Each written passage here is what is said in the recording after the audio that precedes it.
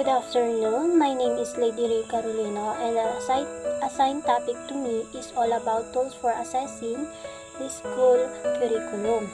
So, assessment strategies is structured through which student knowledge and skills are assessed. So,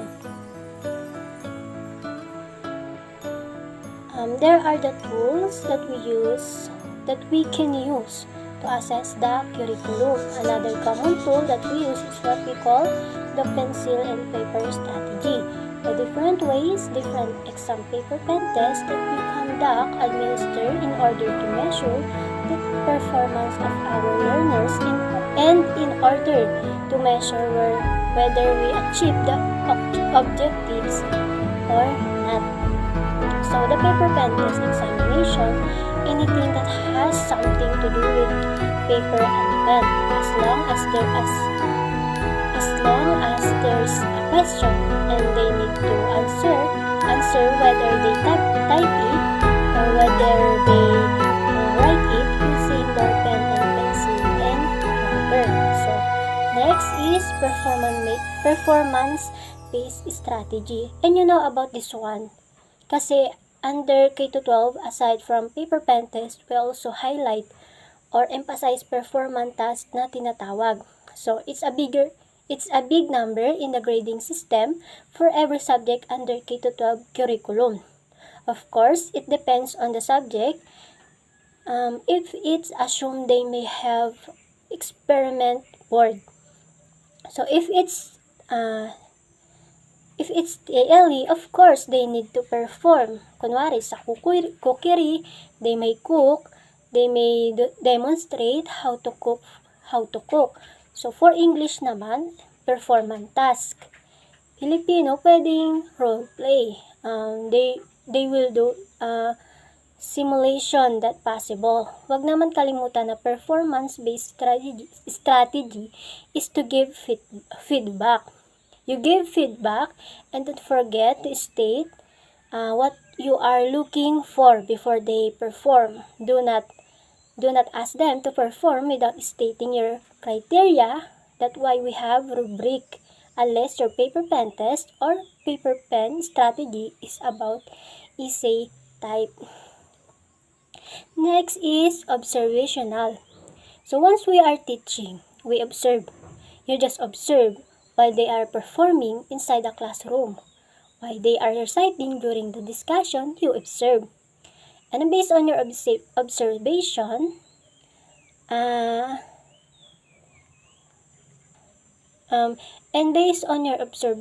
you make judgment now. If you have poor memory, make an anecdotal record. Aside from that, when we give feedback,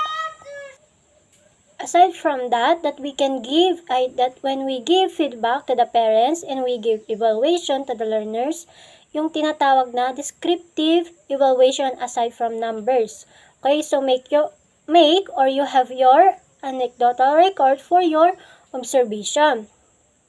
Next, personal communication or anything private conference, like you speak to the child one-in-one. Procedure naman by group small, focus group discussion.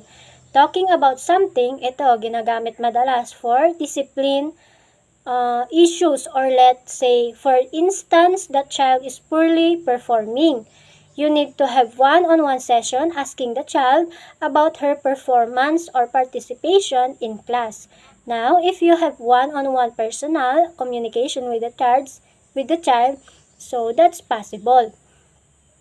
Next, oral. This is a form of assessment, like when the teacher asks you question, when the teacher asks you to do a recap, is a form of assessment, oral. This relates to Socratic method of teaching, like you ask question, then they will answer. Already, this is also a form of assessment. Next, reflective. A reflection on KWA chart, o kaya sa dulo may tanong na complete the statement. Today, I have learned that blank. Isusulat nila yung learning nila, that's reflective. Or they have their life reflection notebook. That notebook will serve as your basis for grading. And of course, if it's about reflection, At least you have an idea what are the things that are still needed to be learned. Of course, number 7 is combination of strategy, yung tinatawag nating eclectic approach, combination of any those strategies, and that's what we do when we teach. That's what when we do when we assess, lahat yan bago observe, you talk to your learner, you do paper pen test, so you see you cannot go away with any one of these. I think kahit maging digital pa ang acting, kahit maging digital pa ang ating learning in the future, we cannot go away with paper pen, test, examination, that conventional way of assessment.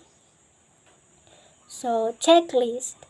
A checklist is an assessment tool that lists a specific criteria for the skills, behaviors, or attitudes that participants should demonstrate to show successful learning from training. Next is rating skills. It's a tool in which one person simply check of another person level of performance. A rubric. Next is rubric. A rubric is the surest way to evaluate a portfolio. A rubric is a scoring tool that evaluates a creative portfolio based on a predetermined set of guidelines. Rubrics list the grading criteria for the portfolios and eliminate the possibility of bias in the evaluation. So last, checklist, rating, skills, and rubrics are the tools that state specific criteria and allow teachers and students to gather information and to make judgments about what students know and can do in relation to the outcomes. They offer systematic ways of collecting data about specific behaviors, knowledge, and skills. So that's all. Thank you for listening.